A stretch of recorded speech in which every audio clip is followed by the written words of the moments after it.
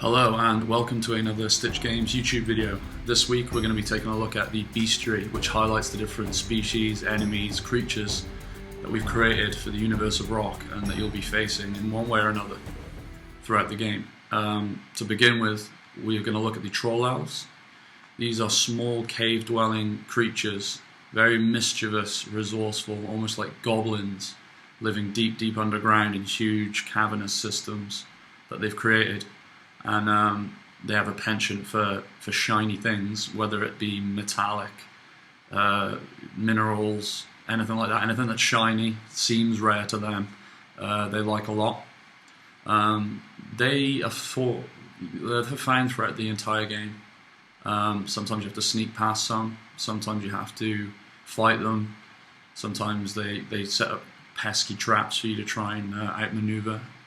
And so yeah, they're the most numerous enemy, and you'll have a lot of fun throwing them around and getting by them, and learning more about them as you venture deeper into their societies that they've created underground. Next up is the troll, and trolls are covered throughout fiction. So if I say troll to you, you could think of a big old hulking humanoid, or maybe like a smelly guy, or even something really small like an elf can be small. Yeah, considering it's close to Christmas, I guess elves are small this time of year. But no, our trolls are they follow most of the stereotypes, most of the tropes that you'd expect from a troll: big, smelly, ugly, not very bright, and they're quite large in this game, and they're quite imposing when you come up against them. But there is actually a case where you come across a pet. The Troll Elves have managed to capture one as a pet, and that shows a bit of the playful side and more of the light-hearted nature of the universe, because there's a lot of harsh things going on. Next up is the Mole Wolves, and they are completely made up. They're not found in Norse mythology as far as I'm aware, and it was just a hybrid of two kind of animals that we put together to sort of serve as a good stealth enemy. And these mole wolves, as you've seen in the previous video if you've watched it, they're blind like moles but have a great sense of smell and a great sense of hearing, and so you have to navigate around their cavernous den by creating distractions via sound, so throwing stuff across the levels, trying to distract them. And yeah, they're pretty quick, so if you try and run, they'll sense you and they'll come and chase you, and they'll come and they'll bite you.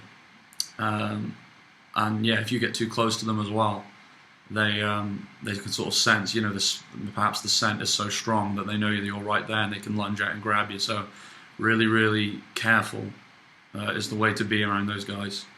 And then that brings me on to the Valkyries.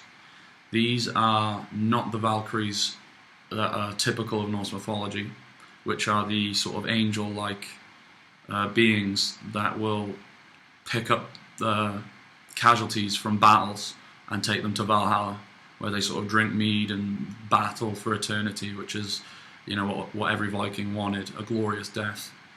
In Rok, the Valkyries are a security measure that's used to keep high-profile prisoners, such as the main character of the game, from reaching the rest of civilization. And of course you're going to have to come up against them. They have like a force field that sort of stops your telekinetic powers for a certain amount of time, which is indicated by like a red glow around them. But as soon as that wears off, they're fair game. You can throw them around, and they're sort of menacing, slow-moving. They'll sort of march towards you, and if you don't keep them at bay, they can sort of detain the main character and sort of lock him down. If you want to learn more about Rok, please subscribe to our channel, like our videos, share them, comment on them, tell us what you think. We're going to be giving you new videos every single Monday, so keep your eyes peeled for next week's video, and thank you for watching.